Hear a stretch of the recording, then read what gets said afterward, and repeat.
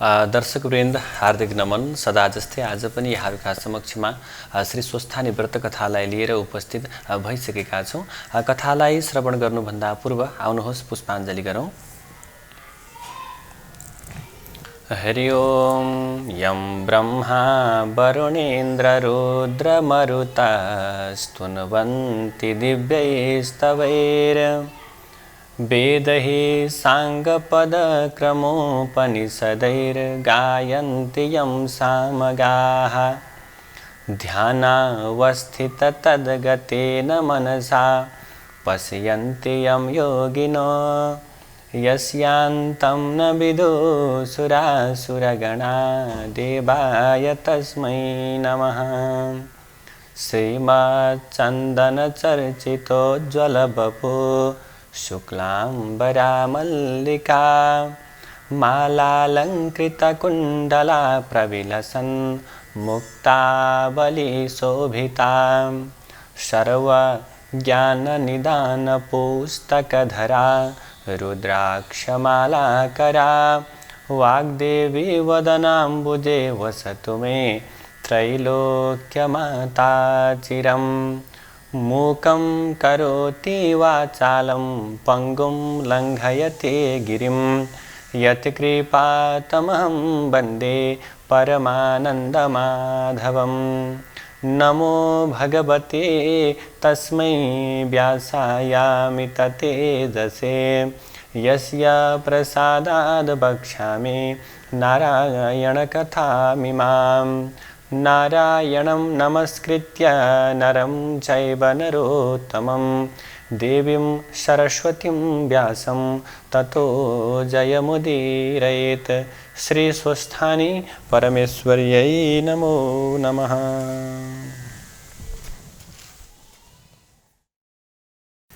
अथ एकोनविंशोऽध्यायः।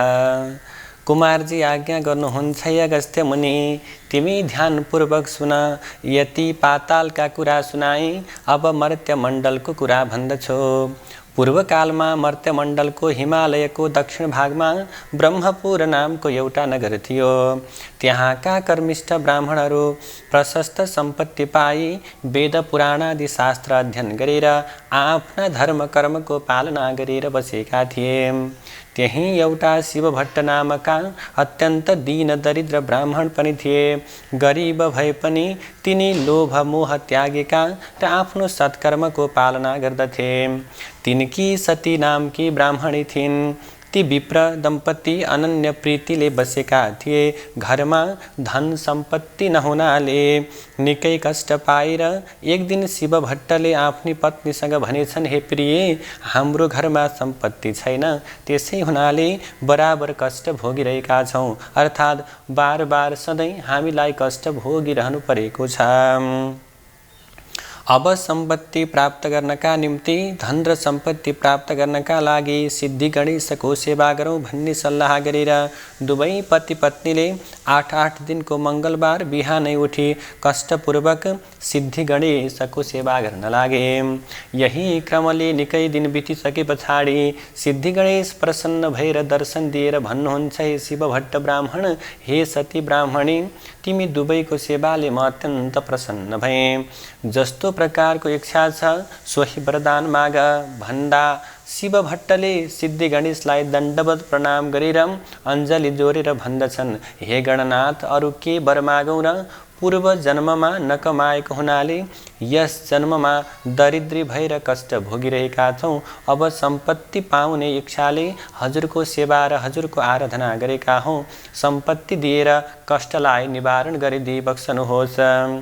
यस्तो प्रकारले बिन्ती चढाइसकेपछि भगवान सिद्धिविनायकले आज्ञा गर्नुहुन्छ, हे शिवभट्ट, आजको 8 दिनमा मङ्गलबार बिहानै आएर मेरो पूजा गर्नु। उसै बेला मेरो मुखेन्जी जो देखौला त्यो घर लगी तसलामा राखी माथिबाट तसलैले छोपिदिनु। 4 दिनपछि छोपेको तसलालाई झिकेर हेर्नु, त्यो सम्पूर्ण सुन होइजाला। अनि त्यसका प्रभावले प्रशस्त सम्पत्ति पाएर सुखी हुनेछौ। तिमीलाई सम्पत्ति हुने वरदान दिए, अब आफ्नो घर जाओ। यति गणेशजीको वचनलाई सुनेर शिव भट्ट ब्राह्मण र सती ब्राह्मणीले सिद्धि विनायकलाई दण्डवत प्रणाम गरे। अनि विनायक अन्तर्ध्यान भएपछि उनीहरू घरमा फर्केर आए। 8 दिन बित्यो र मङ्गलबार बिहानै पूजा सामग्री लिएर ती विप्र दम्पत्ति सिद्धि विनायकको मन्दिरमा गएर उनको अगाडि एउटा लड्डु देखे। अनि दुवै पति पत्नीले नित्य जस्तै विनायकको पूजा गरेर त्यो लड्डु घर लगी तसलामा राखी माथिबाट तसलैले छोपिदिए। 4 दिनपछि छोपेको तसला झिकेर हेर्दा सुनको लड्डु भइरहेको देखि अत्यन्त प्रसन्न भएर सुरक्षित गरी राखे। उसै दिनदेखि शिव भट्ट ब्राह्मण उसै सुनका प्रभावले असङ्ख्य सम्पत्ति पाएर सुखी भए। 10 घर डुली भिक्षा मागी र खानी शिव भट्टले सम्पत्ति पाइसकेपछि एक दिन आफ्नी स्त्रीलाई भन्दछन्, हे सती, पूर्व जन्ममा दान धर्म गर्न नसकेकोले यस जन्ममा हामीले कष्ट भोग्यौं। अब सिद्धि विनायकको कृपाले सम्पत्ति पनि भयो। अब यस जन्ममा दान धर्म नगरे अर्को जन्ममा फेरि दरिद्री भएर कष्ट पाउने छौं। अतः दान धर्म गरौँ भने दुवै पति पत्नी नित्यै नारायणी गंगा स्नान गरी उही हरिहरको पूजा गरेर सुवर्णादि अनेक द्रव्य दान गरेर घरमा आउँथे। यसै दानका तानमा उनले विष्णुको मन्दिर बनवाए, शिवको मन्दिर तयार गराए, सिद्धि विनायकको मन्दिरलाई जगमग तुल्याए। धेरै नै बडा बडा पोखरी खने अनि वापीहरू र इनारहरू पनि खनाए। बर पिपलका, पाकडका, समीका, आँपका, कटहरका अनि बडहरका, कटुसका, ओखरका, डुम्रीका, खस्रेताका, चिउरीका, लप्सीका वृक्षहरू पनि रोपे। निबुवाका, कागतीका, लिचीका, पेडारका बगैँचाहरू बनाए। ठाउँ ठाउँमा नाना प्रकारका फुलका फुलबारीहरू पनि बनाए। यस्तै गरी गरिब गुरुवाहरूलाई दान दिन दिनभरि धेरै धेरै अन्नहरू बाँडे।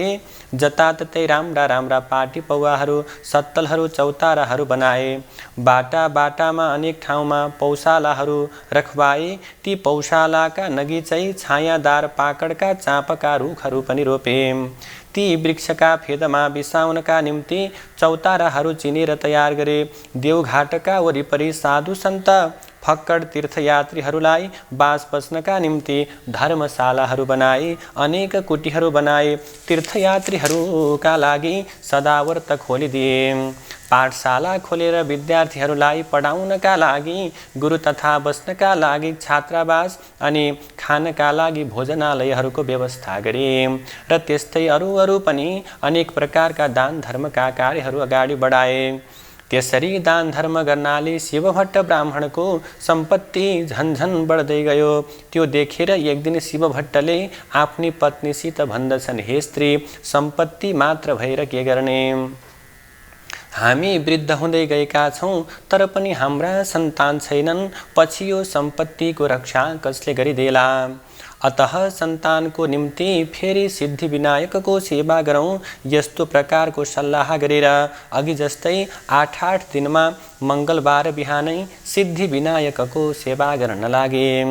तिनका निष्कपट सेवाले विनायक भगवान अत्यन्त प्रसन्न भएर दर्शन दिएर भन्नुहुन्छ, हे शिव भट्ट ब्राह्मण, तिम्रो सेवाले म अत्यन्त प्रसन्न भएँ, वरदान माग भन्नुभयो। त्यस्तो कृपालाई सुनेर शिव भट्ट र सतीले अञ्जली जोडेर बिन्ती गर्दछन्, हे गणनाथ, हजुरका कृपाले सम्पत्ति पनि प्राप्त गर्यौं, तर हाम्रा सन्तान छैनन्। त्यो सम्पत्तिको रक्षा पछि कसले गरिदिला? अतः सन्तान पनि प्रदान गर्नु पर्यो प्रभु। तिनको यस्तो प्रकारको प्रार्थनालाई सुनेर सिद्धिविनायक भगवानले भन्नुहुन्छ, हे शिव भट्ट, सन्तान पाउनका लागि तिमीले 3 वर्षसम्म लगालग माघ स्नान गर्नुपर्छ, अनि मात्र तिमीलाई म सन्तान दिन सक्छु। मकर राशिमा सूर्य सरेको दिनदेखि त्यस राशिमा सूर्य रहेसम्मका 30 दिनलाई माघ महिना भन्दछन् र ती 30 दिनमा गरिने नियमपूर्वकको नित्य स्नानलाई नै माघ स्नान या मकर स्नान भन्दछन्।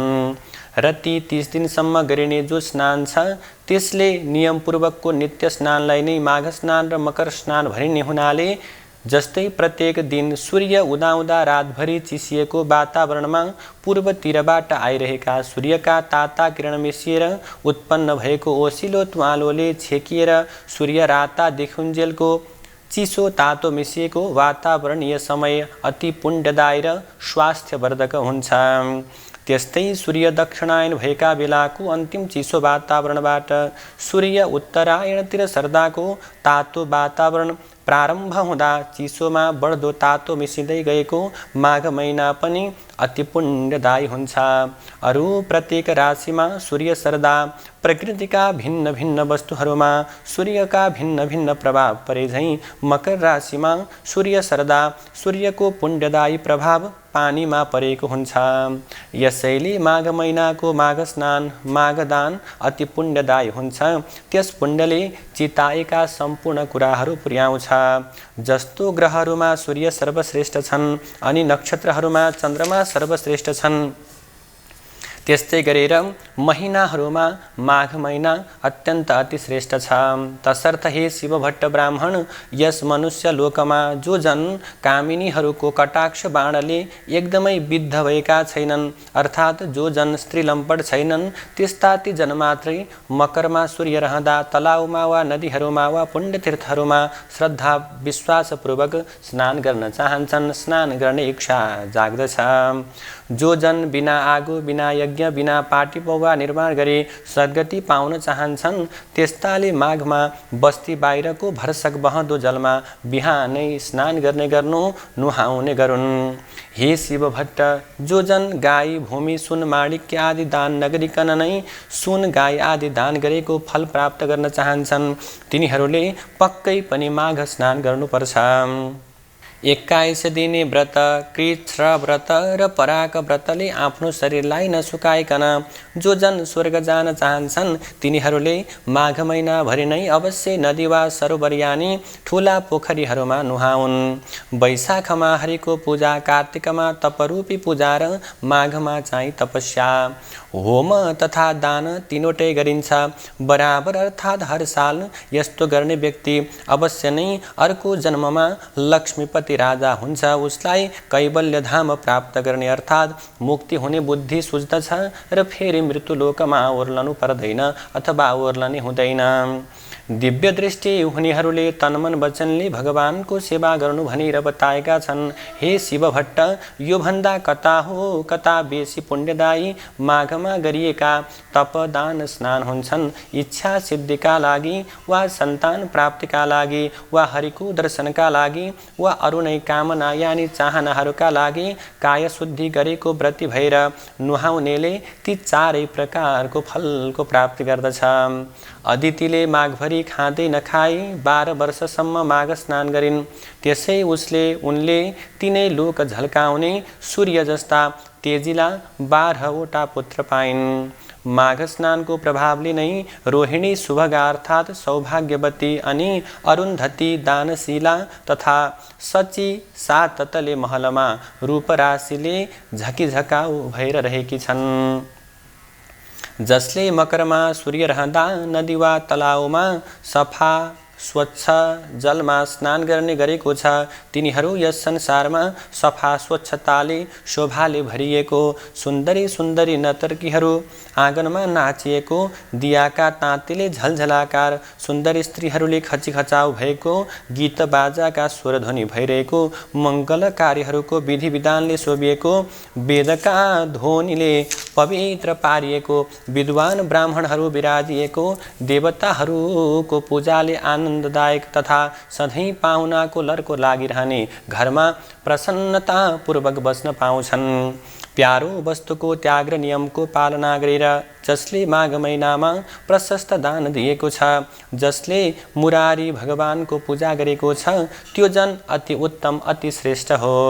माघ महिना सत्कर्मीलाई सधैँ धर्म दिन्छ र उसको पाप पखाल्छ। सदा इच्छापूर्ति चाहनेलाई उसले चाहेको फल दिन्छ, त्यो नचाहनेलाई ज्ञान दिन्छ। जुन लोक ज्ञानीहरूलाई, जुन लोक वनमा बसेर तपस्या गर्नेहरूलाई र जुन लोक विष्णुका भक्तहरूलाई मिल्छ, ती लोक माघमा नित्य स्नान गर्ने जनहरूलाई सदाका लागि मिल्दछन्। हे शिव भट्ट, अरू पुण्यहरूले त पुण्य भोग सकिएपछि स्वर्गबाट पुनः फर्कनु पर्दछ, तर माघ स्नान गर्ने मनुष्यहरूले त कहिल्यै पनि स्वर्गबाट फर्किनु पर्दैन। जो जन माघमा स्नान गरेर दुधालु गाई वैदिक ब्राह्मणलाई दान दिन्छ, त्यस गाईका सर्वाङ्गमा जति प्रकारका रौँ छन् त्यति 1000 वर्षसम्म त्यो जन स्वर्गमै रमाइरहन्छ। जो माघ स्नान गर्ने मनुष्य गुड सक्खर मुछेका तिलको दान गर्छ, त्यसका सबै प्रकारका पापहरू पखालिएर निश्चय नै त्यो जन निर्मल भएर शोभिन्छ, किनकि सबै धान्यहरूमध्ये तिल जो छ त्यो पाप नाश गर्नेवाला हो। त्यसै कारणले हे शिव भट्ट, माघमा प्रयत्नपूर्वक सकेसम्म तिल दान गर्नुपर्छ। नियमपूर्वक माघ स्नान गर्नेले ब्राह्मण भोजन पनि गराउनुपर्छ, अनि ब्राह्मण भोजनद्वारा आफ्ना पितृहरूलाई तृप्त पारेर शुद्ध आत्मा भएको त्यो जन विष्णुको परम पदमा प्राप्त हुन्छ। त्यसै कारणले प्रयत्नपूर्वक पनि माघ महिनाकन दानले बिताउनुपर्छ। कसैले पनि माघ महिनालाई बिना दानले बिताउनु हुँदैन। आफ्नो सावगास अनुसार विचारेर आफ्नो क्षमता अनुसार पक्कै पनि माघमा सधैँ दान गर्नुपर्छ। जो जन माघ स्नान गरेर ब्राह्मणहरूलाई जुत्ता कमण्डलु दान दिन्छ, त्यो जन अवश्यै पनि स्वर्गमा गएर रहन्छ। माघ स्नान रूपी उत्तम तपस्या गर्ने जन कदापि दान बिना माघ बिताउँदै नबिताओस्, किनकि त्यो दानले स्वर्गको प्राप्ति हुन्छ। दानले नै स्वर्ग मिल्छ, दानले नै सुख मिल्छ, दानले नै पाप नाश हुन्छ। र यो आश्चर्यको कुरो छ कि महापातक पाप पनि माघमा गरेका दानले नाश हुन्छ। जस्तो सूर्य बिना आकाश, जस्तै सन्तान बिना कुल, आचार बिना घरको शोभा हुन्न, त्यस्तै बिना दानको तपस्या शोभिँदैन। दानभन्दा अर्को पाप नाश गर्ने कुनै पनि पवित्र वस्तु केही पनि छँदै छैन। हे शिव भट्ट, तिमीलाई मैले माघ महिनाको महिमा बताएँ, अब माघ स्नानको गरिमा बताउँछु। माघ स्नान समस्त यज्ञभन्दा श्रेष्ठ वा उत्कृष्ट छ, सबै प्रकारको दानको फल दिनेवाला छ, र माघ स्नान सबै प्रकारका व्रत र तपस्याको समान पुण्यदायक छ। माघ स्नानको प्रभावले अति शुद्ध मन भएका मानिसहरू पितृकुल मातृकुल दुवै कुलका पितृहरूलाई स्वर्गमा थन्क्याएर अनि उज्जवल चेहरा भएका आफूहरू चाहिँ अत्यन्त राम्रा जता चितायो उतै चल्ने श्रेष्ठ विमानहरूमा चढेर स्वर्ग जान्छन्। जो मनुष्यहरू सधैँ पाप गर्दछन्, सधैँ दुराचार गर्दछन् र कुमार्गमा चल्दछन्, त्यस्ता जन पनि जो माघ स्नान गरेर हरिको पूजा गर्दछन् भने ती पनि यहाँ पापहरूबाट छुट्दछन्। जो कहिल्यै साँचो बोल्दैनन्, जो सधैँ आमा बाबुलाई गाली गर्छन्, सताउँछन्, जसको स्थिति कुनै पनि आश्रममा छैन, जसले आफ्नो कुल धर्मलाई त्याग गरेका छन्, अनि जो पाखण्डी छन्, त्यस्ता जन पनि सज्जनको गति पाउँछन् र माघमा गरेका स्नानका पुण्यहरूको प्रभावले भवसागर तर्दछन्। पृथ्वी तलका पुण्यतीर्थहरूमा माघ स्नान गर्न पाउनु मनुष्यहरूका निम्ति अति दुर्लभ छ, किनकि त्यस माघ स्नानको प्रभावले मनुष्यहरूले ब्रह्मज्ञानीले प्राप्त गर्ने परम पद पाउँछन्। यस बारेमा विचार्नुपर्ने कुनै कामै छैन। हे शिव भट्ट, माघ महिनामा कल्पवास बस्नु, दान गर्नु, हरिको मन्दिरमा जानु, हरिको पूजा गर्नु, यी सम्पूर्ण प्रकारका कामका पुण्य अक्षय अर्थात् कहिल्यै पनि ननासिने हुन्छन्। त्यसै कारणले यथाशक्ति यानि सावगास अनुसार मनुष्यहरूले प्रयत्नपूर्वक माघ स्नान गरेर लुगा भरभराउँदो मकल सुवर्ण आदि दान गर्नुपर्छ। माघमा जो मनुष्य अन्नदान गर्छ उसलाई देवलोकमा अमृतपान गर्ने त्यो सौभाग्य मिल्छ। जो सुनदान गर्दछ उसले इन्द्रको समीपमा बस्न पाउँछ। दियो अग्नि अर्थात् सल्काएको मकल सुन्दर वस्त्र दान गर्ने मनुष्य सधैँ तेजस्वी भएर सूर्यलोकमा बस्न पाउँछ।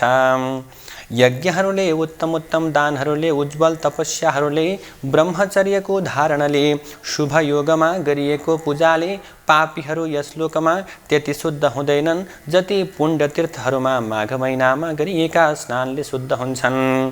जो मनुष्य माघ महिनामा आधा सूर्य उदयको बेलामा पुण्य तीर्थहरूमा स्नान गर्दछन् अथवा नित्य स्नान गर्दछन्, नित्य नुहाउँछन्, तिनीहरू पाप गर्ने नै भए पनि तिनले नरकमा दुःख समूहको सन्ताप अनि सही नसक्नुको यातना भोग्न जानु पर्दैन। जो जन माघ महिनामा नुहाएर विष्णुको पूजा गर्दछन् ती जन स्वर्ग भोग सकिएर फेरि पृथ्वी तलमा फर्केपछि कल्याण मूर्ति, राम्रा, भाग्यमानी, प्रिय बोल्ने, धर्मात्मा, धनाढ्य, शतायु राजा हुन्छन्। दन्केको आगोमा हालेको काठ समूह जसरी तुरुन्तै भस्मावशेष हुन्छ, त्यस्तै गरी माघ स्नानले सानो वा ठुलो पापहरूको राशि बिलाएर जान्छ। मनुष्यहरूले शरीरले, बाणीले, मनले पनि जानेर वा नजानेर जो पाप गरेको छ त्यो पाप समूह पुण्य तीर्थमा गरेको माघ स्नानले हृदयमा झल्केका विष्णुले अज्ञान नासे झैँ सबै डर्दछन् अर्थात् नासिन्छन्। यदि कुनै मनुष्य आफूले गरेको पाप समूहको भोग भोगिरहेको छ र संयोगवश पनि कुनै बेला कुनै पुण्य तीर्थमा एकाएक पुगेर त्यस मनुष्यले माघ स्नान अचानकै गरियो भने पनि तुरुन्तै त्यसको त्यो पाप समूह नाश भइहाल्छ। यसबारे तिमी आफ्नो मनमा कति पनि संशय नल्याऊ। हे शिव भट्ट, विशेष गरेर यो कर्मभूमि भारतवर्षको पुण्यभूमि आर्यावर्तमा अर्थात् 750 कोश पूर्व पश्चिम लामो हिमालय र त्यस्तै 500 कोश लामो विन्ध्याचलको बीचको भूमिमा रहेर माघ स्नान नगर्ने मनुष्यहरूको जन्म बेकारको भनेर कहिएको छ। जस्तै सूर्य बिनाको आकाश, चन्द्रमा बिनाको नक्षत्र मण्डल शोभित हुँदैन, त्यस्तै गरेर हे शिव भट्ट, बिना माघ स्नानको सत्कर्म कहिल्यै पनि शोभित हुँदैन। माघ स्नान मात्रले पनि जस्तो केशव भगवान प्रसन्न हुनुहुन्छ, अरू व्रत दान तपस्याले हरि भगवान त्यति प्रसन्न हुनुहुन्न।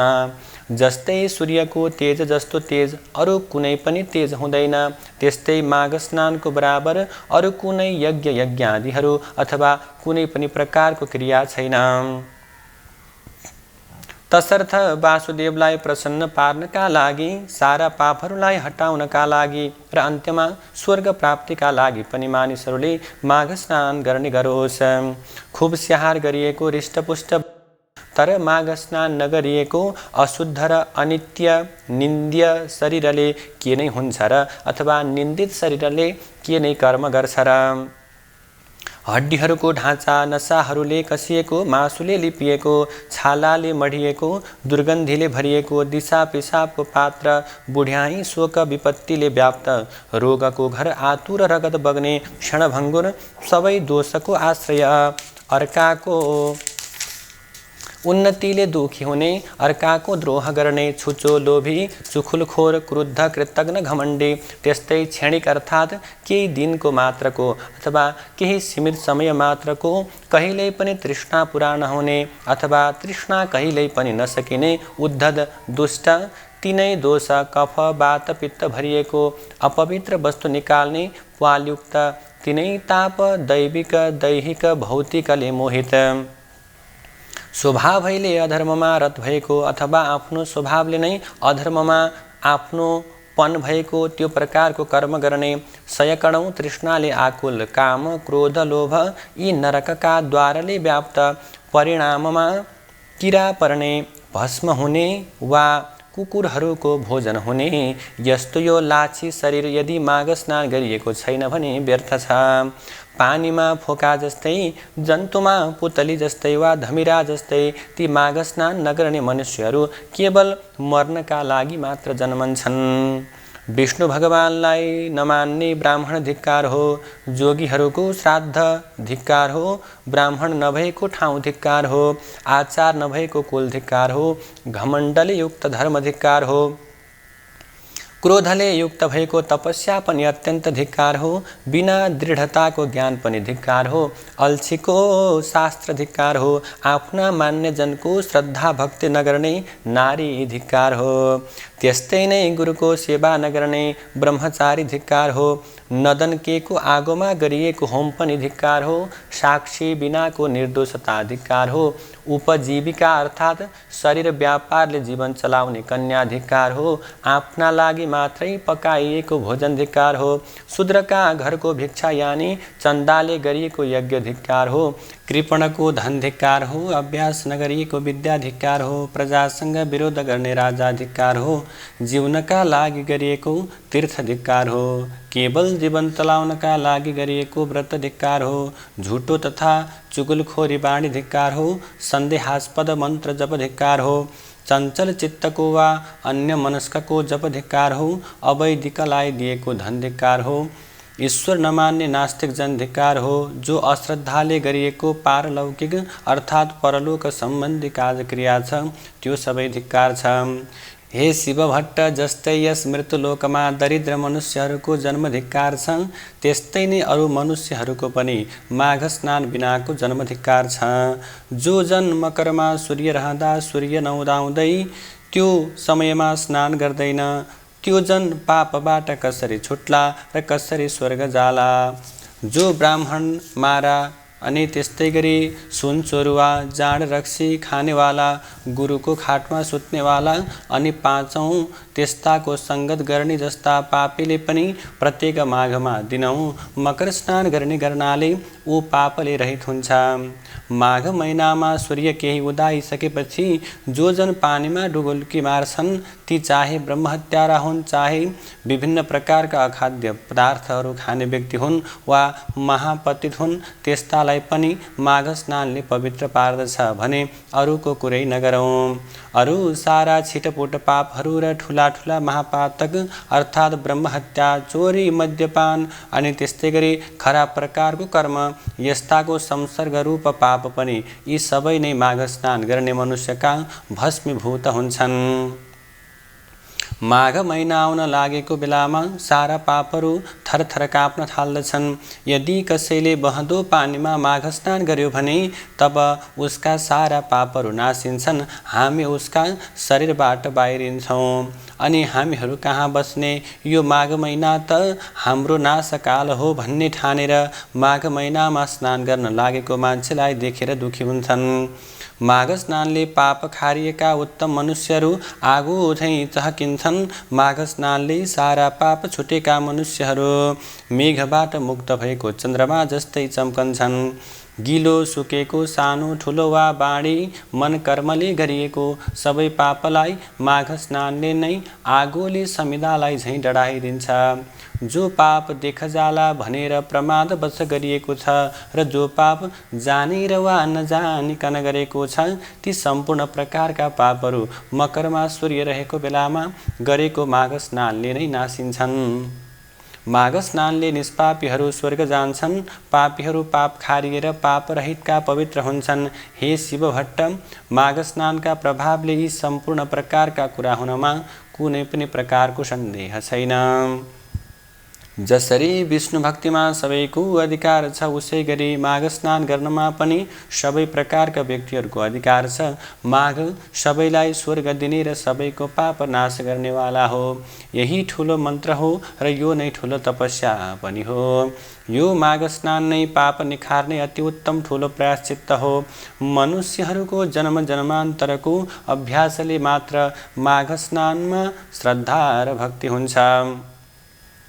हे शिव भट्ट, जसरी जन्म जन्मान्तरको अभ्यासले मात्र अध्यात्म ज्ञानको प्राप्ति हुन्छ त्यसै गरी संसार रूपी हिलाको लेप पखाल्न निपुण यो श्रेष्ठ माघ स्नान पवित्रहरूलाई पनि अझै पवित्र पार्ने समय हो। हे शिव भट्ट, ब्राह्मण हिमालयको दक्षिणी पहाडी प्रान्तमा रहेको त्यस देवघाटमा गरिएका माघ स्नानहरूले सारा प्रकारका पापहरूलाई हर्दछ। 7 जन्मदेखि थुप्रिएको पाप र वर्तमान जन्ममा गरिएका भयङ्कर प्रकारका पापकन पनि नाश पारिदिन्छ। मुनिहरू जुन पापको प्रायश्चित्त छैन भन्दछन् त्यस्तो प्रकारको पाप पनि पुण्य तीर्थहरूमा गरिएको माघ स्नानले नाश हुन्छ। जो जन श्रद्धाले मानसरोवरमा माघभरि बसेर त्रिकाल स्नान गर्दछ त्यो जन त मुक्त नै हुन्छ। अच्छोदमा माघभरि स्नान गर्नाले इन्द्रलोक प्राप्त हुन्छ। बदरिकाश्रममा माघभरि स्नान गर्नाले निष्पाप होइन्छ। नर्मदामा माघभरि स्नान गर्नाले अथवा नुहाउनाले सकल प्रकारका पापहरू नाश हुन्छ। दुःख नाश हुन्छ, चिताएको फल पाइन्छ, मृत्यु पश्चात शिवलोकको बास पनि पाइन्छ। यमुनामा माघभरि स्नान गर्नाले सारा प्रकारका पापहरू नाश भएर सूर्यलोक प्राप्त गर्दछ। सरस्वतीमा माघभरि नुहायो भने सारा प्रकारका पापहरू नासिएर मृत्यु पश्चात ब्रह्मलोकको बास पाउँछ। विशालामा माघभरि स्नान गर्नाले चिताएको कुरो प्रशस्त पाइन्छ र त्यस स्नानले पापरूपी दाउराको खलियोलाई डढेलोले जङ्गललाई झैँ भस्मीभूत पार्छ र गर्भवासको ओहोर दोहोरको फोहोरलाई पनि समाप्त पारेर मुक्ति नै दिलाउँछ। गङ्गाजीमा गरिएको माघ स्नानले विष्णुलोक मिल्छ अथवा धेरै वर्षसम्म स्नान गरिरहे मुक्ति नै पनि मिल्छ भनिएको छ। सरयू, कोशी, बागमती, कमला, रापती, तिनाउ, कर्णाली, शारदा वा महाकाली, सिन्धु, सिन्ध, चन्द्रभागा, तापी, गोदावरी, गोमती, गण्डकी, भीमा, पयोष्णी, कृष्णवेणिका, कावेरी, तुङ्गभद्रा, ब्रह्मपुत्र, महानदी, तिस्ता, मेची र अरू पनि जो सोझै समुद्रमा मिसिने नदीहरू छन् तिनमा पनि प्रत्येक माघ स्नान गर्ने मनुष्यहरू तबसम्मका सकल पाप विनाशिएर पछि स्वर्गलोकको बास पाउँछन्। नैमिषारण्यमा प्रतिवर्ष माघ स्नान गर्नाले विष्णुको समीपको बास र पुष्करमा माघभरि स्नान गर्नाले ब्रह्माको नजिकमै बास पाइन्छ। कुरुक्षेत्रमा माघभरि स्नान गर्नाले इन्द्रका लोकमा बास पाउँछ र देवदहमा माघभरि माघ स्नान गर्नाले योग सिद्धिको फलको प्राप्ति हुन्छ। मकरमा सूर्य रहन्जेल प्रभास तीर्थमा गरिएको माघ स्नानले रुद्रको गण हुन पाइन्छ। देवकी अर्थात् देवकीमा गरिएको माघ स्नानले देवताको जन्म पाइन्छ। त्रिशूलीमा गरिएको माघ स्नानले कैलाशमा बास पाइन्छ। गोमतीमा गरेको अथवा गोमतीमा माघ महिनाभरि गरिएको मकर स्नानले फेरि जन्मनु पर्दैन।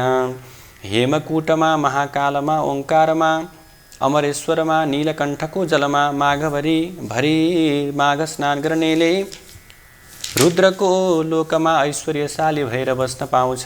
कुनै पनि तीन नदीहरूको सङ्गममा माघभरि नुहाउनाले गरे आफ्ना आफ्ना इच्छाहरू पूर्ति हुन्छन्, जीवनमा दुःख आइपर्दैनन्। तर हे शिव भट्ट, गण्डकी, देवकी, त्रिशूलीको सङ्गम भएर नारायणी बनेको देवघाटको त्रिवेणीमा र गङ्गा, यमुना, सरस्वती मिलेको सङ्गम स्थान प्रयागको त्रिवेणीमा त भाग्यमानीहरूले मात्र माघ महिनाभरि मकर स्नान गर्न पाउँछन्। किनकि त्यहाँको त्रिनदी मिश्रित स्थलको जल मुक्तिदाता र स्वर्गदाता अनि कल्याणदाता पनि छ।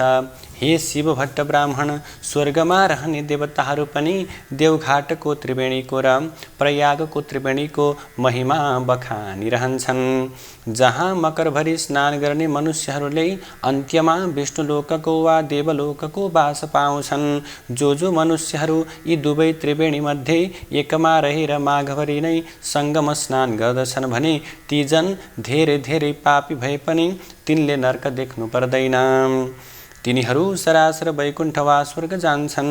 किनकि हे शिव भट्ट, उहिले ब्रह्माजीले तराजुको एकापट्टिको पलडामा समस्त तीर्थहरू, व्रतहरू, दानहरू, तपस्याहरू, यज्ञहरूका पुण्यफललाई र अर्कापट्टिको पलडामा देवघाटमा गरिएका माघ स्नानहरूको पुण्यफललाई राखेर तौले।